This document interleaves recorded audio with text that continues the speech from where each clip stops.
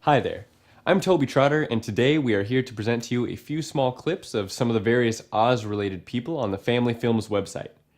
We're starting off with the Beyond the Rainbow panel that celebrated the 10th anniversary of the Beyond the Rainbow website. The panel you hear was conducted by Aaron Pacentine and featured Elaine Willingham, the owner of the Beyond the Rainbow site, Kurt Raymond, renowned all over the world as the master Oz impressionist and Wicked Witch impersonator, and Steven's sisters, a very special friend to Aaron and everyone, and just as important, made Kurt's brooms he has been using for his performances as the witch. Hello, my pretties. You know who this is. It's the Wicked Witch West from the Wizard of Oz. I would like to welcome you to videosforfamily.com, BeyondTheRainbowToOz.com panel, with Elaine Willingham, the owner of BeyondTheRainbowToOz.com, one of the longest running premier Oz-related websites on the web today. We also have here with us today Steven's sisters, a very talented artist and model builder who happens to also be the creator of my wonderful broomstick. I wouldn't be able to fly across the land of Oz and chase after Dorothy and her little dog without it. And we would also like to welcome Aaron Pacentine, who is the owner of the videosforfamily.com website and producer of this panel that we're all coming together for today. We are here to celebrate the 10th anniversary of the Beyond the Rainbow to Oz website. Why are no parties just beginning?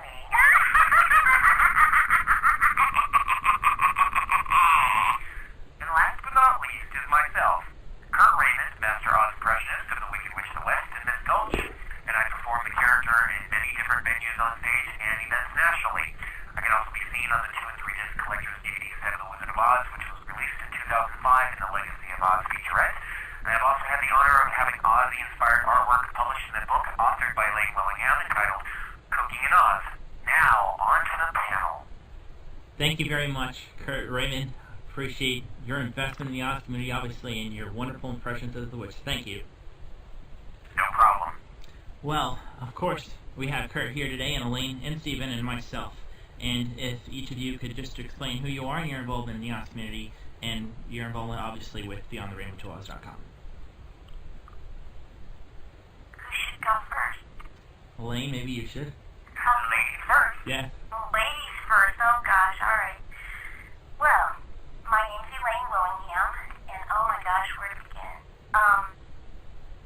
Okay. Gosh, let's see. I'll start by telling you that I've been a fan of the film since I was 8 years old, and all stemming from a love I have for Judy Garland.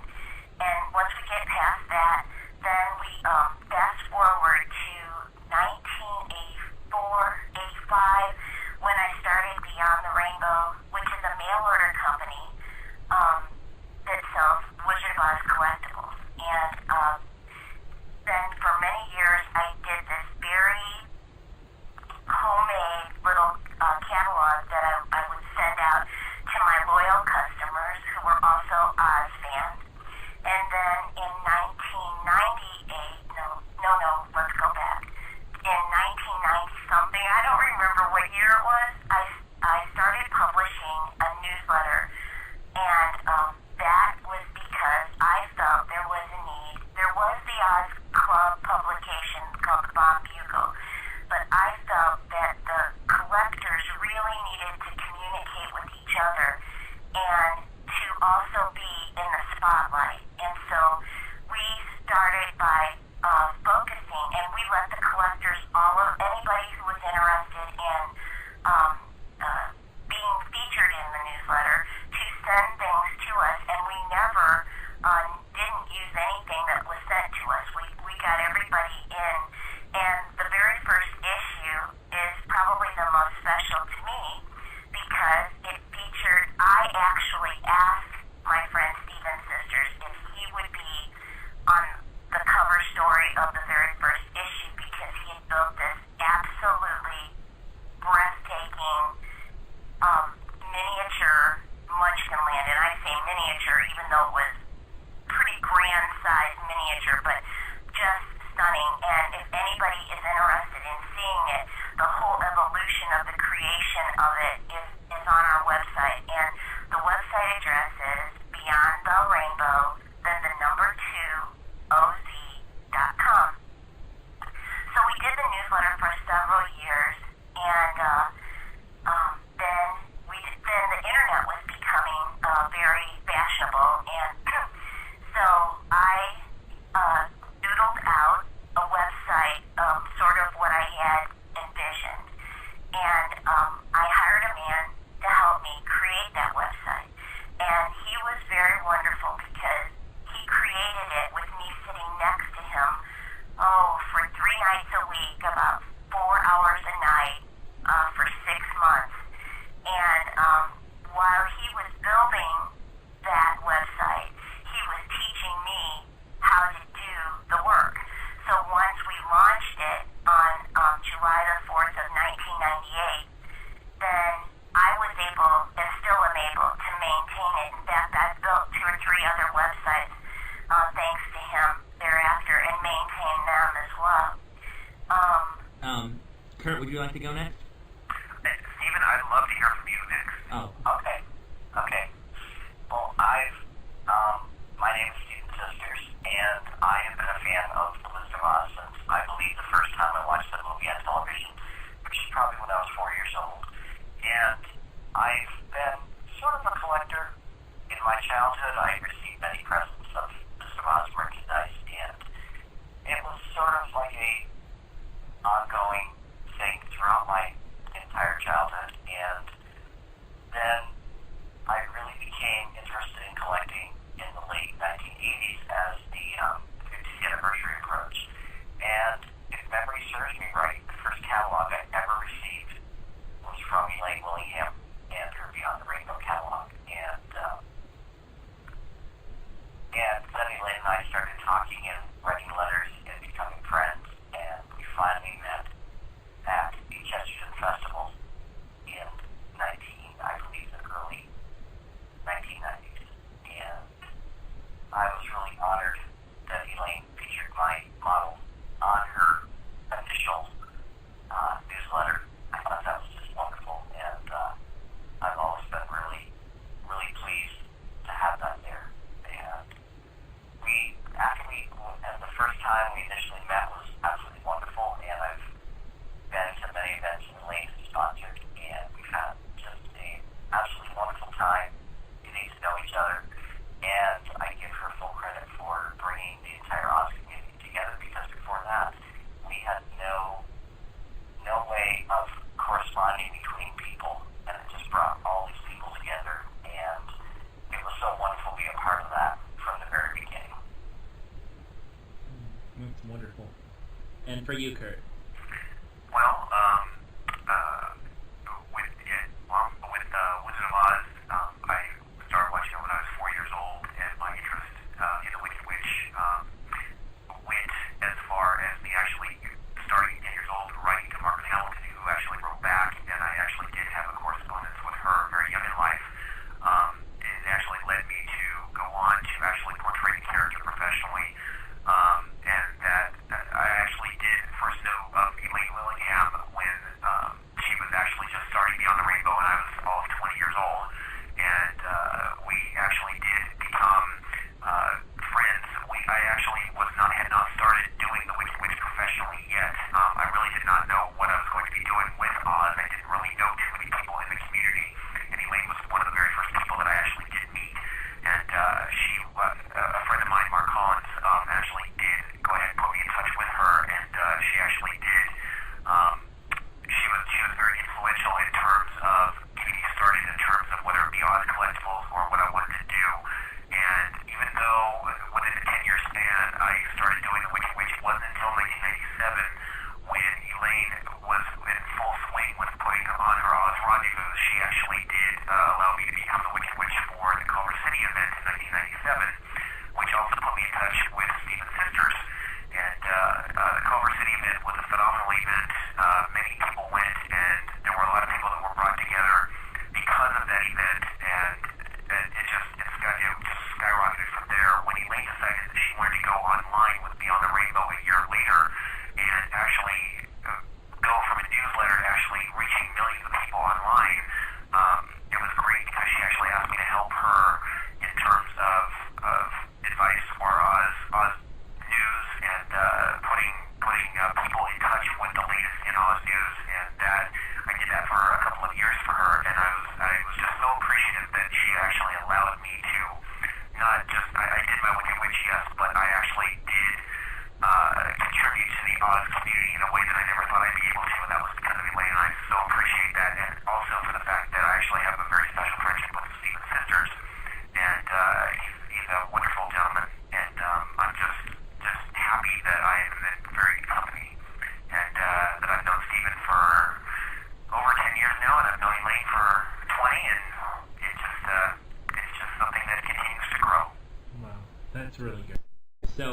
Elaine, what is the most requested item on the website today?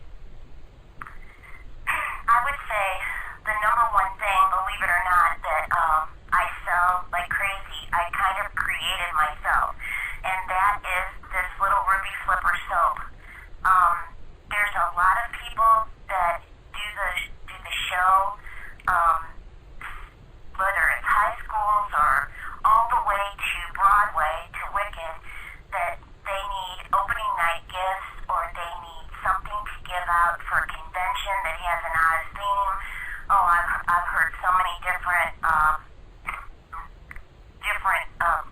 situations that just need a little thing for a lot of people.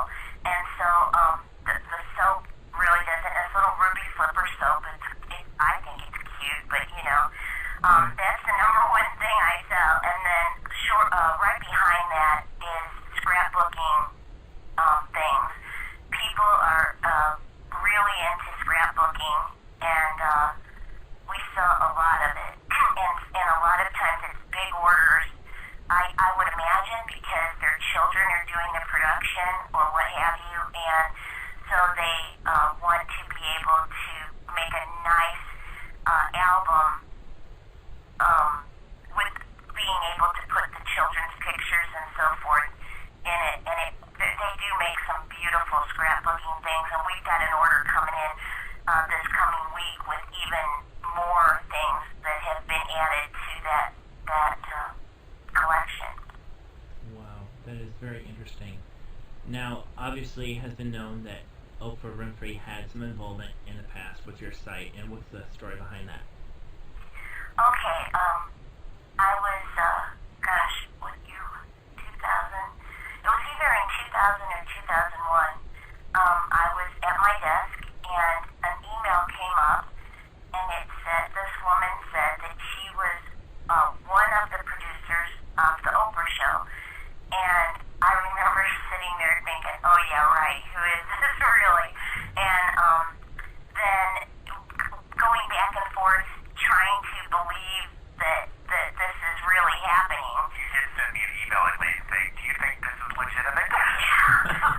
And so once I finally believed that it was, well, dumb me, did I bother to look? I mean, we're still right at the beginning of the, internet. I mean, it wasn't like now where we've all done this a million times, but it still was kind of early on.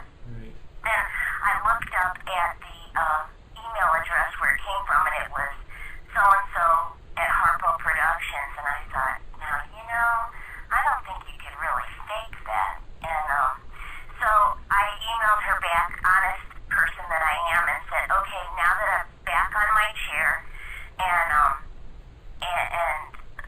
conscious again, she wanted to know if Oprah could feature my website.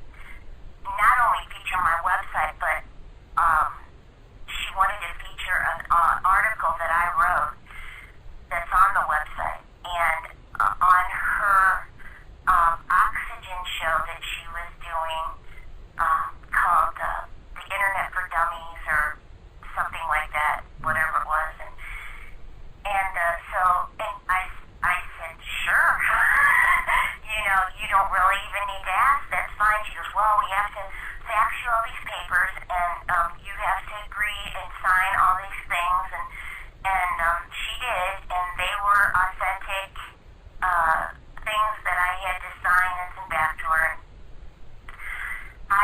This went on for a little while before the show actually was going to be released, and she had told me I wouldn't tell too many people because just in case we don't decide, to go there, or we went there but we didn't use the footage, or she goes to so many different places that if you blink, you missed it. So I really didn't tell very many people at all because I didn't want to look foolish. So come the night that the show was going to air for the first time, and the show started out, and it ends up that Oprah went to two websites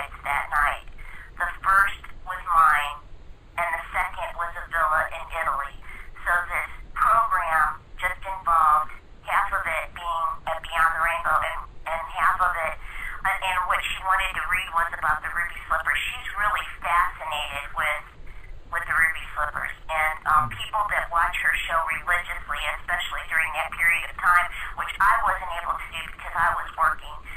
They say that she made many references to what Glinda says to Dorothy with regard to the shoes, that she always had the power to go home and all this thing, and that's why Oprah was so involved in it. And she read my story while the screen was being shown, and it was really an honor. There's been so many honors I've been privileged to have in my life with Oz and different things, and I've met the best people, and I always think of what the Scarecrow says, what Dorothy says to the Scarecrow at the end of the movie. She says, "You're the best friend anybody ever had," and I feel like that about a lot of people, Kurt and Steven, and now Aaron, we've adopted you as well. So I don't know if you're lucky or... I am. But Thank you. anyway, Thank you. you can't get out of it now. I don't want to. I would never want to leave. And these two guys have been with me through many things. And the one thing I want to say, Kurt was definitely, well, a lot happened with regard to the Culver City event, but Kurt also was at Oz Rendezvous at the MGM Grand and did his witch there, and was a wonderful, because they had Dorothy, Scarecrow, Tin Man, Lion Life people going around. But remember, Kurt, they didn't have a witch. They didn't have a witch. No. So here he was, and he had asked me before I went, is it okay if I... I was so nervous. I thought you were going to turn me down and say, Oh, no. "You really have room for a witch." Oh, I really have, right? I did. I actually thought that you would turn me down. So it was great, because there was this Scarecrow, Tin Man, Lion, and Dorothy that were part of the MGM Grand walk around people, and then Kurt could interact with them, and it was a lot of fun. It was. That day, you know what, the memories of that day later coming back about being in that room with all of those people and just, Yeah. it was just such, all of your, it's so family oriented. I mean, you walk into a room, and when you have an event with Elaine, she makes sure that you feel like you are family. Yeah. And it's such a wonderful communal feeling that you can go into a place and just feel like you can be yourself and just enjoy the company of other people who feel just like you. We were very lucky that for a couple of, not all three of them, one of the ladies who always comes to my functions, she always gets a suite, and it's a real nice, huge, like, apartment type suite. And so she invites everybody to her suite and puts videos on, and you just walk in, the couch is full of people, the chairs are full of people, the floor is full of people, and everybody feels like they just met, but that they're part of a big family. And that's what I think the way it should be, which is what spawned the business and the newsletter. And the newsletter then spawned the book Cooking in Oz, because we had done so many in-depth stories for the newsletter, and Steve Cox one day called me. We're very close also, like I am with these two guys. But Steve called me and said, and he kids a lot. He's a big teaser, and that's just who he is. And so he said he wanted to talk to me about something serious, and I thought, oh, yeah. So he said, I want to do a project, and I want you to help me. And I said, okay. And he said, I want to do a book, and I went, sure you do. And he said, no, and you have to help me with it. And he said, we've done so much research on all these stories, and we went into the Baum family and all kinds of things, and the dog Toto, and where he originated from, and who raised him, and the whole 9 yards, all these wonderful stories. And he said, at best, 300 people received that newsletter. So I think we should take those stories and mix it with recipes from people who have been involved with the Wizard of Oz, and we did include collectors as well. And that is how Cooking in Oz happened. And so from there, it was just these Oz Oz rendezvous, I couldn't even tell you how many there have been, but they always took people to a place, to a place where there was an Oz connection, something major going on, that it wasn't just a convention, it had a purpose. And so someday, when one of the Oz theme parks that they keep saying is going to come to fruition, when one of those actually does happen, or if in the meantime something else big comes up, then we'll have another Oz rendezvous so that everybody can gather, everyone that chooses to can gather at that, and once again become family. And of course, Kurt and Stephen will tell you that we have some people that we feel are like family that none of us have ever met, but we've spoken to, and just hope that someday we will get to meet those people. Absolutely. Kurt, what is the fondest memory that you have of working with at all these different events with Elaine that she hosted? Oh, boy, I actually gave a couple. Like I said, there are so many that stand out. As far as any of the events that Elaine has put together that I have been to, Culver City, there's so many memories. Just Bloomington, Illinois just stands out for being... There were so many things going on that Elaine had planned for all of us that we couldn't even begin to imagine what we were in for. And it seemed like every single day there was a new surprise, and all of us that were involved in that event, we were just hit with so much history, and so many people that we met were so nice, and it was just a complete Aussie weekend. And wow, from going to the cemetery to seeing Wizard of Oz on the big screen in the evening to being in the hotel room with people that we consider family, that whole weekend was just there was just so many memories that stand out that, golly, it's really hard to pick just one. The cemetery was a really, really big deal because it touched all of us in an emotional level that people would be very hard pressed to find that kind of emotion in an Oz event, and we were just so lucky to have that. And I have not yet seen, and I've been to many Oz events, I have yet to see that level of emotion shown that happened at the Bloomington, Illinois event that I have ever seen. I mean, that event just touched so many people in so many different ways with the special guests and the events that Elaine had planned for all of us. I just have never seen that kind of emotion expressed at an Oz event since. I haven't. We've had interesting experiences. Yes, we have.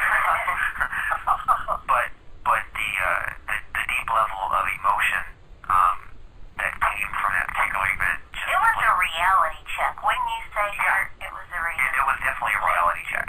Yes, I agree with you. Wow. In a nutshell. Right, wow. Now, when you received the broom for the first time, what did you think when you saw it? Oh, I just got chills thinking about it when Steve brought it out to me. Really? I'll never forget. You know what? It felt like I was almost having an asthma attack because I was so excited. Steven, I was actually at Steven's apartment. Steven said, "I have something for you," and I'm like, okay. I'm just anxious to see what this is. And you know what, Steven? Did you tell me it was the broom in advance? I don't think so. I'm sure you were making something for me. Well, you knew I was making a broom. I knew it was the broom. I had no idea. When you brought it out, you made me close my eyes. And I closed my eyes, and he stuck it against the wall. And I opened my eyes, and I nearly hit the floor because I could not believe the amount of detail that went into this broom. I mean, there are pictures on your website, obviously, Aaron, and on Elaine's website. That broom had so much detail, and the love that went into, and the care that went into constructing that broom. It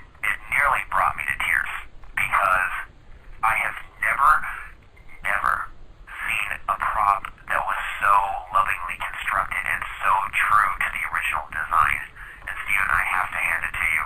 That broom has been through so much, I wouldn't give it up for the world. And it has been through so many events and so many states and so many different places that it would be like it's an extension of myself playing the character, and I would just feel so insecure without it. Yeah. Because that was my hope when I made that for you, and it was just basically for me. It was, and you know, it was something I had never done before. I had never made a broom, of course, and I had to go from scratch, just like I did with the Ruby Slippers, just like I did with the model of Muchkinland. No one had ever made anything like that before, and I just kind of went step by step and found the right materials and made it look exactly like the one that was in the movie. And because I knew that I wouldn't be satisfied if it wasn't that way, and I knew Kurt wouldn't be satisfied, and so I just tried to make it as perfect as I could. And it came out. I thought it came out to be just wonderful, and I loved making it. do you know how many fans come up and they simply just want to touch this broom? I mean, they do. They actually want to touch it. They want to look at it. They want to hold it. They just want to examine the They want to detail. know if they can buy it. I bet. I have been offered money for it before, and I've at least on 2 different occasions. And obviously, I'm not going to give it up. Of course not. Well, I have had probably, I would estimate, I've had 30 emails ever since I made that broom, because it's pictured on Elaine's website, asking me how I made it. When I make them one, how did you make that? Would you do this for me? And it's been amazing, the input I've had just because of the picture of that broom being on the internet. It is a beautiful broom. But see, everything Steven does, he is such a perfectionist. He made me a pair of ruby slippers that took forever. Over a year it took you to make those, didn't it, Steven? It was over 2 years, Elaine. Okay. And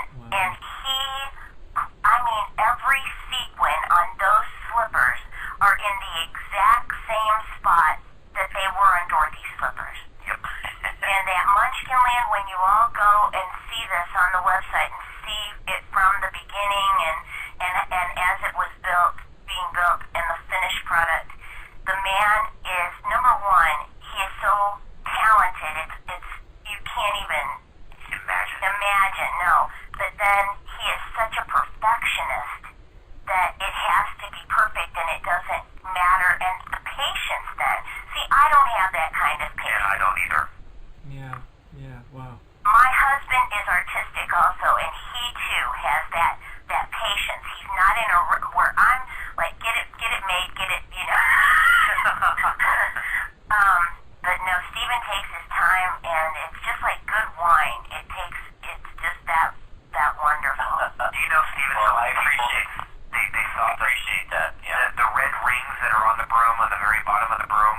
They asked me how many times did he have to watch the movie to get those red rings right? That's exactly what I was going to say. I had to sit there and pause that movie the whole time. And This was before DVD. yes, it Right, was. that's right. And pause it on VHS and try to figure out where those rings were and how many there were and where they were, and to make them just perfect, and put the tape around the broom so I could paint those rings and make them just perfect, because I knew when I made it for you, it was very special and it had to be exact. And I love seeing it on the DVD from one of us beautifully with you using it, and it made me feel so wonderful. Oh,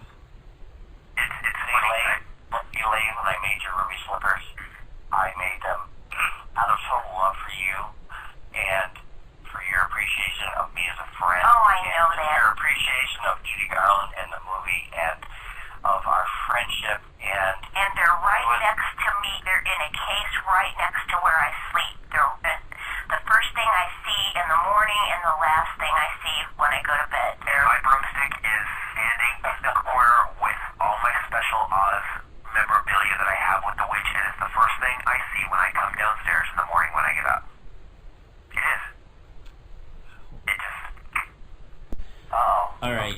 Now, when you have seen Kurt perform live as a witch, and you see him working on stage and using the broom that you have personally created for him, what normally runs in your mind as you see him use it? Well, I just, number one, to see Kurt work as a witch is absolutely incredible and awe-inspiring, but see him using the broom that I created, that just kind of brings the whole character to life. Not that any broom would have not done that, but it was more special for me to see him using the broom that I created for him, and it really did bring his whole character to life. Seeing a broom that was exactly like the witch has in the life. Thank you, Steven. It's awesome. It helps my performance so much knowing that I've got something that you created with me. Great. Now, obviously, you were able to produce and create a beautiful model of Muchkinland and have it displayed in Southern California in 1989 for the 50th anniversary of the film. And I bet you were honored. And if you can just mention how you came up with that idea and get it over there to be displayed and where it is now. Well, it all started, I knew the 50th anniversary was coming up, and I wanted to do something that celebrated the 50th anniversary and show my love for the movie and everything it has given to me in all the years that I've been watching the movie. And so I decided to make a model of Muchkinland, and the first thing I had to do was find photos that would help me design the model, because there were no blueprints available at that time of the actual set. And so I went to the Academy of Motion Picture Arts and Sciences and found some photographs and just some of the ones I already had in my collection. And I actually drew up a full architectural rendering of the entire set, and then decided to build it. And it took 18 months, and up until about the 16th month, I had no idea where I was going to display this or what I was going to do with it. And then I became friends with John Fricky, and he was instrumental in helping me display my model for the 50th anniversary celebration at MGM Studios in Culver City. It was such an honor for me to be able to do that, and my model was displayed beside original props from the movie, which made it all the more wonderful. And so I give John full credit for helping me and getting permission for me to display that model at the anniversary celebration. Neat. Thank you. Now, Elaine, when everything is said and done with the events for the evening, I bet it's hard to say goodbye until everyone goes to the next event. So, what is it about these events that you enjoy so much, and being involved in the Oz community in this way? What do I enjoy the most? I would say you all are a perfect example of what I'm going to say. With everything I've done, what has given me the most joy is seeing people become such good friends, long-lasting, lifetime friends, and I just, and you know, it's probably just how my life is, because with what I do now, and we won't go into that, but I just enjoy putting birds of a feather together, you know, and I guess I've always liked the fairy godmother and Cinderella, and I think I just feel like it's just something that gives me a lot of pleasures to sit back and go, wow, this is cool. Look at all these people. Look at how they know each other, and it also makes me feel like a bit like Jimmy Stewart in It's a Wonderful Life, because I didn't realize really until tonight exactly how many lives I've touched. But when Kurt and Steven and you, Aaron, were speaking, I thought, oh my, I really have gotten some people together, haven't I? Yes. And so that's, I mean, how much more could you want out of a regular life, you know?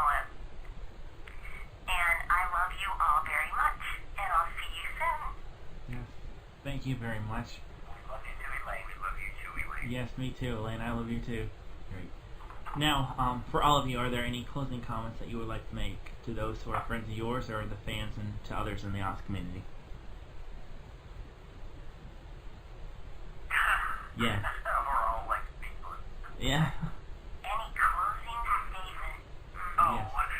you're the best friends anybody ever had. That's absolutely right. You are. Honestly, you are. And as much as we laugh about that, that's probably true. It's very true. It is true. It is You true. know, we've all grown so close, and no matter how far apart we are, we're all so ingrained in each other. Yeah. Like the characters were in the movie. I know that sounds kind of cool, but we're very ingrained in each other. We're a very big part of each other's lives. That's right. It's only because of our connection with Oz. That's right. And only Yeah, Oz has really touched our lives. Yeah. And we've all, I think all of us have a very special place in our heart for the film. Just like I said earlier in conversation about being young at heart and loving the movie for what it is. I think we all understand what it means to us in a very deep sense, but in a very simple reason. It is very simple. The whole philosophy of the film is very simple, but it's very deep, and I think we all understand that. That's right. And for those listening to us that, and we might even be gone when they're listening to this, just keep the legacy of Oz alive. And even if it's alive in your heart will touch other hearts. And so far, that movie's been out almost 70 years now, and it still is touching children as much now as it did us when we were children. And so I think that no matter how many generations pass, that if their parents show them the movie, or like now it's on so many stations on television, but we don't know that that will keep on being like that way. But just know that it's up to you that the Oz legacy continues.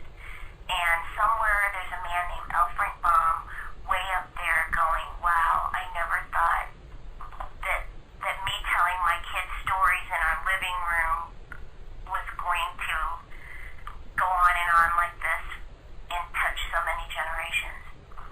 That's right. Millions of people. Very true. That's right. Do you have anything else that you'd like to add, Kurt? Exactly what Elaine said, that after all of these years, as the movie has touched so many generations, when to this day, even a couple of weeks ago, when I did an event, there were so many kids that immediately identified and recognized not only myself as the witch, but the characters of Oz in general, and dressing up and seeing these kids dress up in the costumes and just be in the middle of all the wonder and magic of what Oz is. It's fully ingrained in the kids' consciousness even today, and the fact that they're just enjoying Oz for what it is 70 years later, and it still touches so many millions of kids and adults worldwide. To see that as an adult and see that it, like Elaine said, it still touches people today the way it did 70 years ago. It really leaves you speechless too when you see those little girls in those little Dorothy dresses, and I mean, this is endless. We've all seen this over and over, and all the fuss that their moms and grandmothers and aunts have put this little costume together for them, and it's so perfect and cute, and you just can't say anything. You just sit back and you look at that, and it's just touching. It's just something that you go, isn't that something, you know? And that's Well, it's totally ageless. This whole film, no matter when you watch it, no matter how old you are, if you see it for the first time, it's almost like it's happening for the first time. And it's happening now. And to me, that's the wonderful thing about it. It's totally ageless. It is. And it has never gone out of fashion. You know, as